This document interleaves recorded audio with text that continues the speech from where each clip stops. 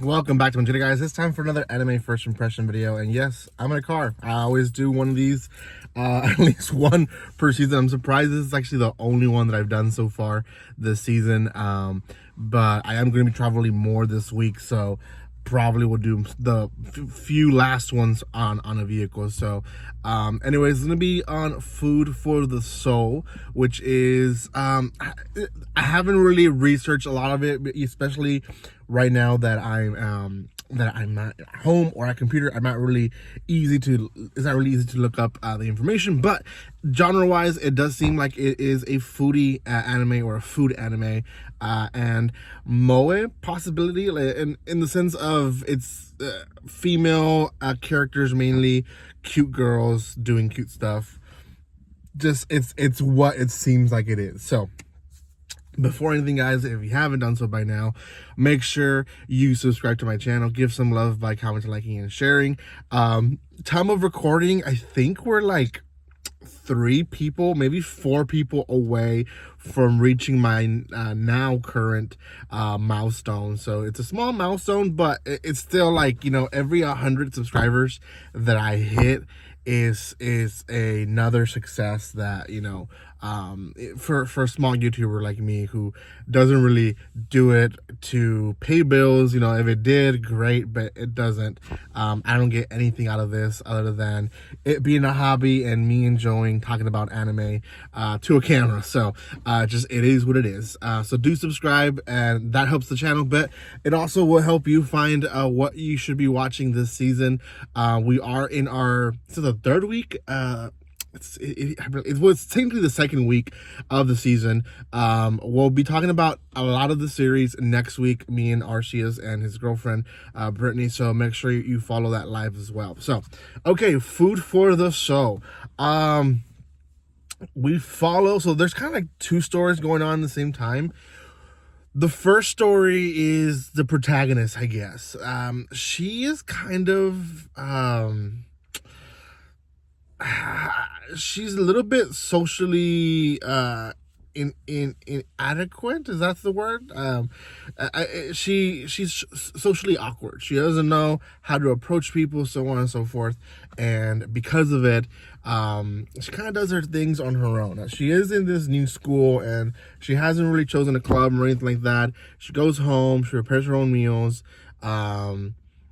A lot of the time she does what a lot of introverts do, and I actually used to do this all the time. Now that I'm an adult, I do it less, possibly because now when I'm an adult, I have a job, and I don't have a lot of social life per se, but she does something that I used to do, and other introverts do as well, that she kind of goes through her day, and then she gets home and like releases all the negative energy by just yelling, or like going like, oh my god, I can't believe I said that, or I can't believe I said this, and so on and so forth. And she does it, I think, twice in the episode, or maybe just once, but I feel like she does it often in the episode, where you can see like things she does and say does affect her, but she kind of holds it in, and I guess that's going to be part of her developing character, because almost every introvert that I've met, and me myself counted, we kind of learn to understand that even the things we say or do are not such a big deal as much as maybe sometimes we make them up to be in our minds, and that's just so much because we're so worried about us coming out to be so awkward to people, or us coming out to be so weird to people, that we overthink what we do. And you eventually learn to it's not really not caring, but getting used to the fact that some people are really not gonna care, in the sense of like it doesn't bother them what you say. So that's kind of her story. She's trying to get out of it, and she does eventually join the club, and I'll explain what club in just a second. But that's kind of her story going on. There's also a part where she wants to go to a restaurant. She chooses not to. Like, they approach her like, you want to come in? And she's like, oh, no, and she runs away. at the end of the episode, she goes and visits it. Ends up being that one of the girls from the club, again, I'll get back to that, works there, and she does end up eating a meal there and really, really enjoys it, which is why she joins the club. Now, about the club, keep mentioning the club. That's the second part of the episode, which is also going on at the same time, and that is 3 girls, or is it 4 girls? I think it's 3 girls. 3 girls.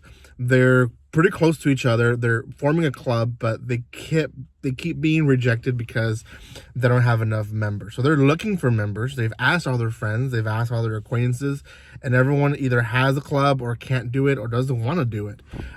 So they find this girl, our protagonist, awkwardly sitting by herself during lunch, and they invite her over. One of the girls happens to be old friends with her from when they were little. Like, they kind of reminisce on that.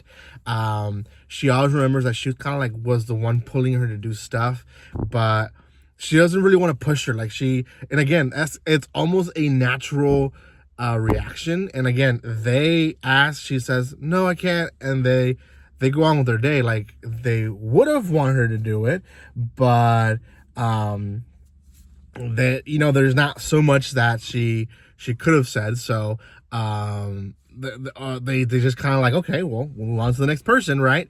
And again, for her, it was a big deal. She went home, she's like, I can't believe I rejected them, and so on and so forth. So anyways, these girls obviously are overjoyed at the end of the episode when she finally joins the club. And yeah, that's going to be, in a nutshell, the episode. A lot of the episode does surround around the food, not just the preparation, but also just her enjoying the food. As a person who has watched a lot of these series, this is a cute one. I like, there's a lot of type of food series there's out there. The adventuring one, those I've never gotten so used to, just because a lot of the food they make, half of it's fake, or it's kind of connecting to real food, but it's not. Like, you're not gonna have dragon stew, you're not gonna have, ogre stew, whatever, steak or whatever you're eating, right? So I'm not big with those series, although if the series has a good story, like Delicious in Dungeon, then that's a different story. But there's other foodie animes where, like Food Wars or stuff like that, where they take it all over the top when it comes to it being like over sexualized and wanting to like sell for the fan service, for the sake of fan service.